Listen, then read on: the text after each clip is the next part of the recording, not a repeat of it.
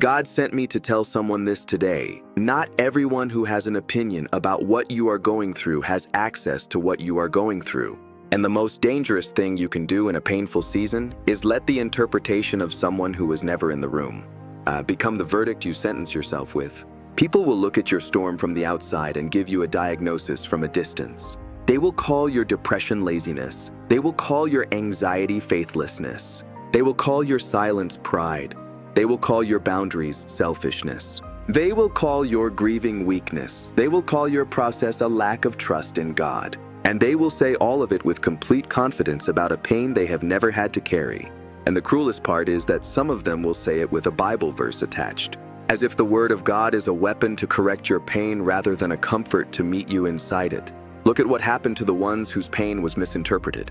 Job was in the middle of the greatest suffering recorded in Scripture. He had lost his children, his wealth, his health, everything he had built in a single season of devastating loss. And his 3 friends sat with him. For 7 days they said nothing. And that was the most helpful thing they ever did for him. Because the moment they opened their mouths, everything changed. Eliphaz told Job his suffering must be the result of his sin. Bildad told him his children died because of their own sin. Zophar told him he deserved worse than what he was getting. 3 friends, 3 confident diagnoses. 3 completely wrong interpretations of a pain that God himself had a completely different explanation for. And here's the part we cannot miss. God did not rebuke Job for his honest wrestling. God rebuked the friends for speaking what was not right about a situation they did not fully understand. The ones who had the answers were the ones God corrected. The one who had the questions was the one God spoke to directly. Hannah was weeping so deeply at the temple that the priest Eli watched her mouth moving in prayer and accused her of being drunk. She was not drunk. She was desperate. She was in one of the most profound moments of honest prayer recorded in the entire Old Testament. And the person in the most spiritual position in the room completely misread what was happening in front of him. Sometimes the most religious person in the room is the least equipped to interpret your pain.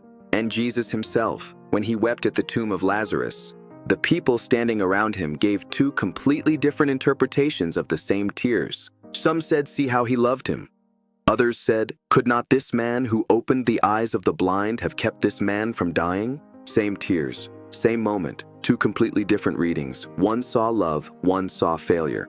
People will do the same with your pain. Some will see your humanity, some will see your weakness. And neither of them may be seeing what God is actually doing. Stop letting people who were not in the room when the pain happened write the meaning of it for you. Stop swallowing interpretations from people who have never had to carry what you are carrying. Your pain has a meaning, but that meaning belongs to you and to the God who was there when it happened. And nobody else gets to define it without being invited into it.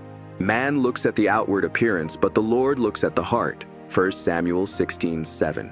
The outward appearance, that is all they have access to. The outside of your storm, the visible edge of your pain, the surface of a depth they have never had to swim in. But God looks at the heart. He sees what is actually happening. He knows what it is actually costing you.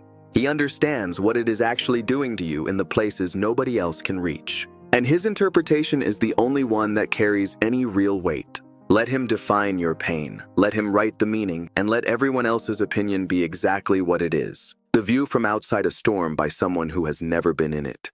Power prayer. Father, in the name of Jesus, I pray for the person hearing this who has been wounded, not just by their pain, but by the misinterpretation of it. Lord, heal the wounds that came from the wrong words of the wrong people in the wrong moment. Silence every voice that placed a wrong verdict over a season only you fully understand. And give them the courage to let your interpretation of their pain be louder than everyone else's opinion of it. Remind them today that you were in the room when it happened. You know what it cost. You know what it means. And you have not once misread a single moment of what they have been through. In Jesus' name, amen. If someone misread your pain and it hurt more than the pain itself, drop "You do not know my story" in the comments. Share this with someone whose storm is being misdiagnosed by people watching from a safe distance. Like this video, follow this page, and come back daily for the word that reminds you God is the only one fully qualified to interpret your pain.